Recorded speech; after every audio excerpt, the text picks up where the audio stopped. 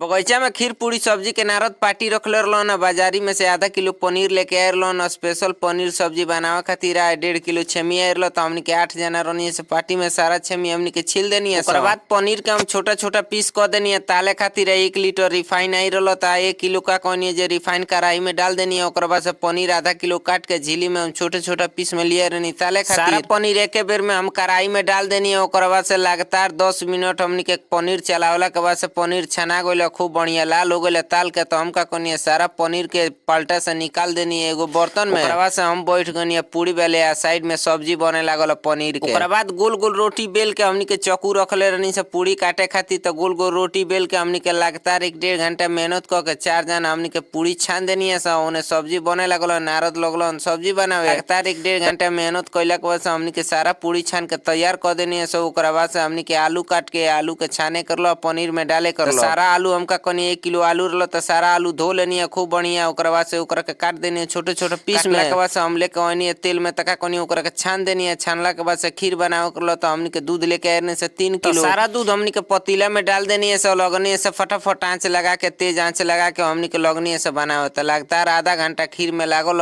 खीर उर बना देनी है। ओकर बाद से हमनी के सब जना बैठ गनी से लाइन से खाए लगल। साजन पतल चलावे हमनी के बैठ के लगनी से इंतजार करे काहे से काफी ज्यादा रात हो गल। बगीचा में पार्टी मनत रहला खाना के भूख भी लागल हमनी के। नारद तिलौड़ी छनले रहलन और ओकर बाद से हम 2 गो पतल लेनी है। दोनों पतल में हम का कहनी थोड़ा थोड़ा तिलौड़ी ले लेनी है गुड़नू के हिस्सा से हमनी के बैठ गनी से खाए। तो थोड़े देर में नारद औरी ले कइलन पूरी त का कहनी हमू 7-8 गो पूरी ले लेनी है काहे से काफी कस के भूख भी लागल। ओकर बाद हमनी के पनीर के सब्जी लेनी है। ओकर बाद से खीर खातिर छोटा छोटा कटोरी ले लेनी है। तो 1 कटोरी खीर लेनी है। सब्जी लेनी है पनीर के बैठ के लगनी है खाए।